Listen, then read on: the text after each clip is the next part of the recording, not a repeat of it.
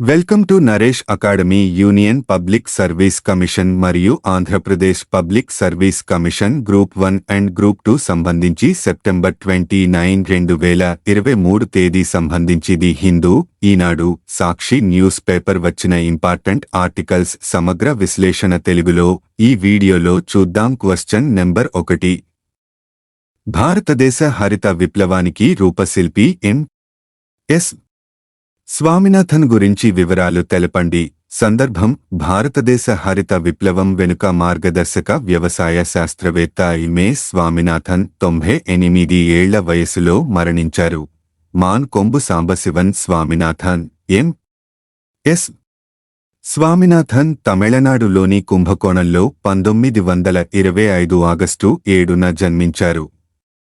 వైద్యుడు కావాలనుకున్న ఆయన్ను 1943 నాటి భయంకరమైన బెంగాల్ కరువు వ్యవసాయ రంగం వైపు మళ్లేలా చేసింది. కేంబ్రిడ్జ్ విశ్వవిద్యాలయంలో పీహెచ్ పొందారు. పలు పరిశోధనలతో వ్యవసాయంలో దేశం స్వయం సమృద్ధి సాధించడానికి విశేష కృషి చేశారు. హరిత విప్లవ పితామహుడిగా మన్ననలు పొందారు. 1988లో ఎం.ఎస్. స్వామినాథన్ రీసెర్చ్ ఫౌండేషన్ను స్థాపించి పలు కార్యక్రమాలు చేపట్టారు. వరించిన పురస్కారాలెన్నో స్వామినాథన్ను పలు జాతీయ, అంతర్జాతీయ పురస్కారాలు వరించాయి. Ramon Magsaysay 1971, Robert Einstein world science 1986, environmental achievement 1991 తదితర 100కు మించి పురస్కారాలు పొందారు. దేశంలో అత్యున్నత పురస్కారాలైన పద్మశ్రీ, పద్మభూషణ్, పద్మవిభూషణ్ అందుకున్నారు. భారతదేశంలో హరిత విప్లవానికి నాంది పలికి కోట్ల మందికి ఆహార భద్రతను కల్పించినందుకు 1987లో వరల్డ్ ఫుడ్ ప్రైజ్ వరించింది. ప్రపంచవ్యాప్తంగా ప్రముఖ విశ్వవిద్యాలయాల నుంచి 84 గౌరవ డాక్టరేట్లను స్వామినాథన్ అందుకున్నారు. జాతీయ, అంతర్జాతీయ స్థాయిలో ఆయన ఎన్నో ఉన్నత పదవులను అలంకరించారు. Indian council of agricultural research సంస్థకు జనరల్ డైరెక్టర్ 1972 నుంచి 1979, కేంద్ర వ్యవసాయ మంత్రిత్వ శాఖకు ప్రధాన కార్యదర్శి 1979 నుంచి 1980 వరకు, అంతర్జాతీయ వరి పరిశోధన సంస్థకు డైరెక్టర్ జనరల్ 1982 నుంచి 1988, international union of the conservation of nature and natural resource సంస్థకు అధ్యక్షుడి 1988 గా సేవలు అందించారు. 2007 నుంచి 2013 వరకు రాజ్యసభ సభ్యుడిగా ఉన్నారు. 2010 నుంచి 13 వరకు మధ్య ఆహార భద్రతపై ప్రపంచ స్థాయి నిపుణుల కమిటీ సిఎఫ్ఎస్ కి చైర్మన్గా బాధ్యతలు నిర్వర్తించారు. 20వ శతాబ్దంలో అత్యంత ప్రభావశీలురైన ఆసియా ప్రజల జాబితా టైమ్ 20లో ఆయన పేరును 1999లో టైమ్ మేగజైన్ ప్రచురించింది. Question number 2. Global innovation index 2023లో భారత్ ఎన్నోవ ర్యాంకు సాధించినట్లు నీతి ఆయోగ్ ఒక ప్రకటనలో తెలిపింది. Answer 40. World Intellectual Property Organization ప్రచురించిన గ్లోబల్ ఇన్నోవేషన్ ఇండెక్స్ 2023లో భారత్ 40వ ర్యాంకు సాధించినట్లు నీతి ఆయోగ్ ఒక ప్రకటనలో తెలిపింది.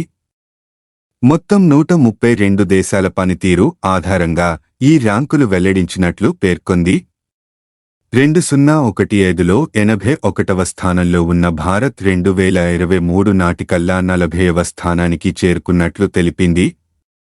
కరోనా మహమ్మారి సమయంలో చూపిన ఇన్నోవేషనే భారత్ను మిగతా దేశాల కంటే భిన్నమైన స్థానంలో నిలబెట్టినట్లు పేర్కొంది.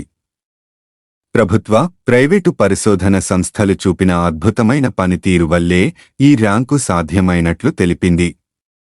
ఈ ఏడాది NITI Aayog, Confederation of Indian Industry, World Intellectual Property ఆర్గనైజేషన్తో కలిపి సెప్టెంబర్ 29న నేడు ఈ గ్లోబల్ ఇన్నోవేషన్ ఇండెక్స్ని వర్చువల్గా భారత్ ఆవిష్కరించనుంది. జిఐ 2023 ర్యాంకింగ్స్ యొక్క 16వ ఎడిషన్. ఇది వరల్డ్ ఇంటెలెక్చువల్ ప్రాపర్టీ ఆర్గనైజేషన్ విపన్ ద్వారా ప్రచురించబడింది.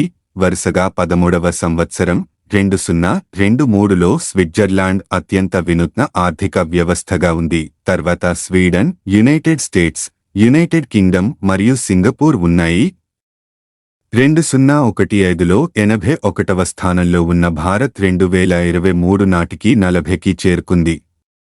జిఐ ర్యాంకింగ్లో స్థిరమైన మెరుగుదల, అపారమైన జ్ఞాన మూలధనం, శక్తివంతమైన ప్రారంభ పర్యావరణ వ్యవస్థ మరియు ప్రభుత్వ మరియు ప్రైవేట్ పరిశోధనా సంస్థలు చేసిన అద్భుతమైన పని కారణంగా ఉంది.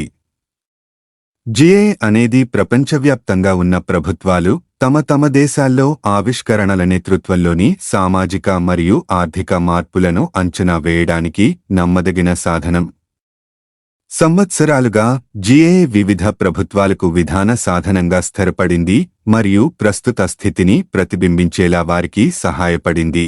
క్వశ్చన్ నెంబర్ 3 టెక్నికల్ టెక్స్టైల్స్ గురించి వివరాలు తెలపండి. సందర్భం: టెక్నికల్ టెక్స్టైల్స్లోని వివిధ రంగాలలో 46.74 కోట్ల రూపాయలు విలువైన 18 ఆర్డీ ప్రాజెక్టులను టెక్స్టైల్స్ మంత్రిత్వ శాఖ ఆమోదించింది. వివరాలు: జియోటెక్ టెక్స్టైల్స్లోని వివిధ రంగాలలో 46.74 కోట్ల రూపాయలు విలువైన 18 ఆర్డీ ప్రాజెక్టులను టెక్స్టైల్స్ మంత్రిత్వ శాఖ ఆమోదించింది. వివరాలు: geotech, protech, indutech, sustainable textiles, sportech, smart textiles మరియు మెడిటెక్ విభాగాలలో కీలకమైన వ్యూహాత్మక రంగాలలో ఆర్డీ ప్రాజెక్టులు ఆమోదించబడ్డాయి. ప్రాజెక్టులలో 14 అధిక విలువ ప్రాజెక్టులు, 3 ప్రోటోటైప్ గ్రాంట్ ప్రాజెక్టులు మరియు 1 ఏడియాషన్ గ్రాంట్ ప్రాజెక్ట్.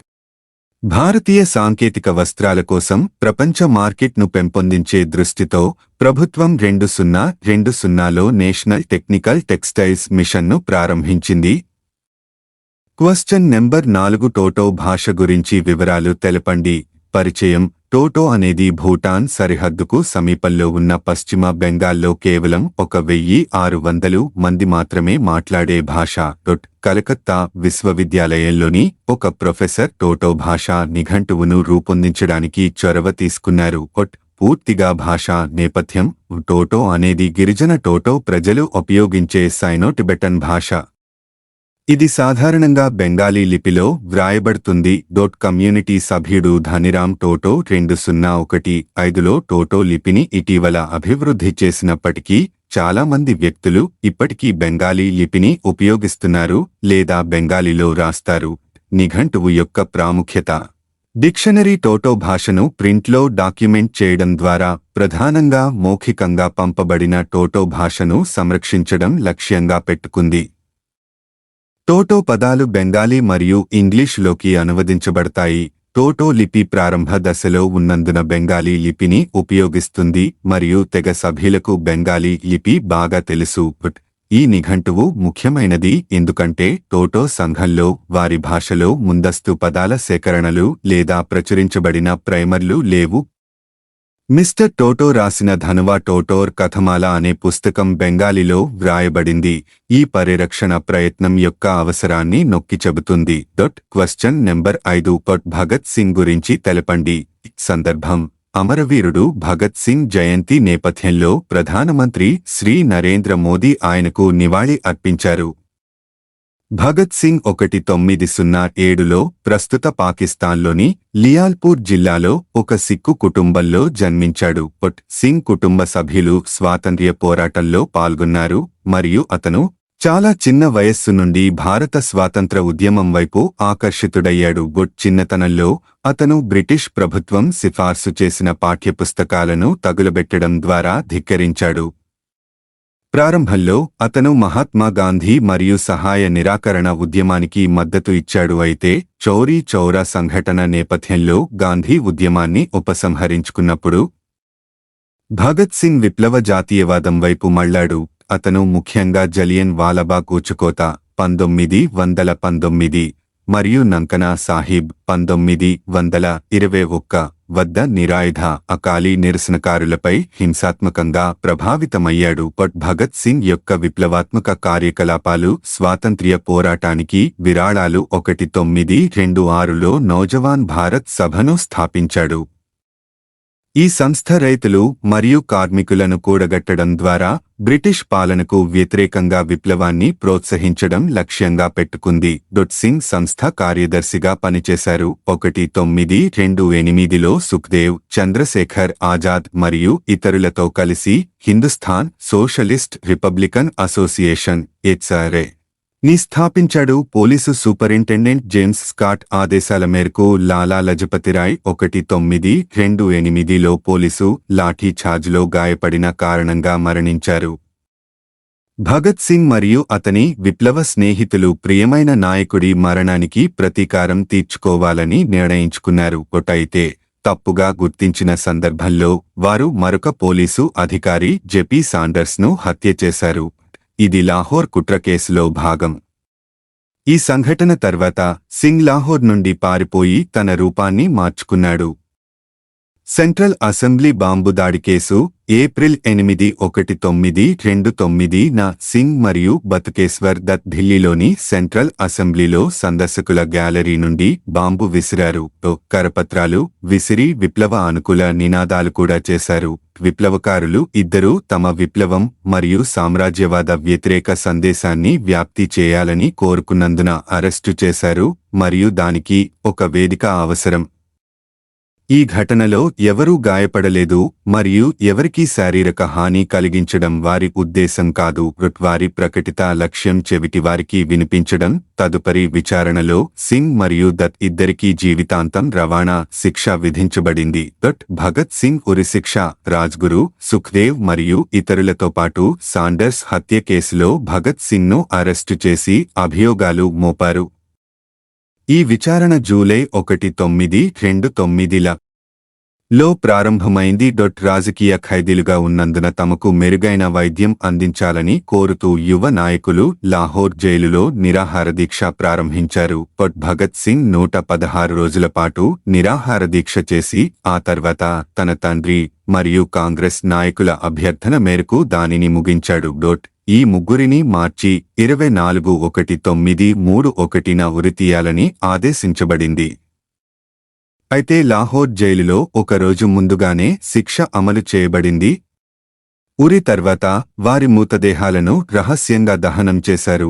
భగత్ సింగ్, రాజ్గురు మరియు సుఖ్దేవ్ల గౌరవార్థం మార్చి 23ని అమరవీరుల దినోత్సవం లేదా షహీద్ దివాస్ లేదా సర్వోదయ దినోత్సవంగా పాటిస్తారు. 2008లో ఇండియన్ మ్యాగజైన్ ఇండియా టుడే నిర్వహించిన పోల్లో బోస్ మరియు గాంధీ కంటే ముందు అతను గ్రేటెస్ట్ ఇండియన్ గా ఎన్నికయ్యాడు. ఆయన జన్మదిన శతాబ్ది సందర్భంగా ఆయన ఆదర్శాలను స్మరించుకునేందుకు మేధావుల బృందం భగత్ సింగ్ సంస్థాన్ అనే సంస్థను ఏర్పాటు చేసింది.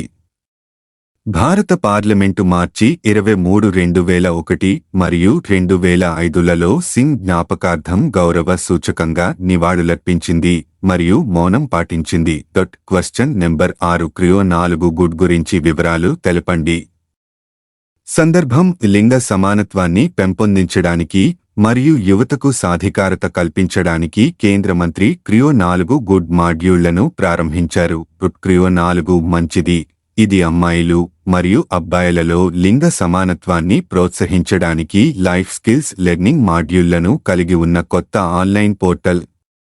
అహ్మదాబాద్లోని నరేంద్ర మోడీ స్టేడియంలో ఇంటర్నేషనల్ క్రికెట్ కౌన్సిల్, యునిసెఫ్ మరియు భారత క్రికెట్ కంట్రోల్ బోర్డుతో కలిసి ఈ కార్యక్రమం ప్రారంభించబడింది. ఆడపిల్లలకు లింగ నాణ్యత మరియు అవకాశాల గురించి అవగాహన కల్పించడానికి క్రికెట్కు ఉన్న ప్రజాదరణను ఒక సాధనంగా ఉపయోగించుకోవాలని పోర్టల్ ఉద్దేశించింది.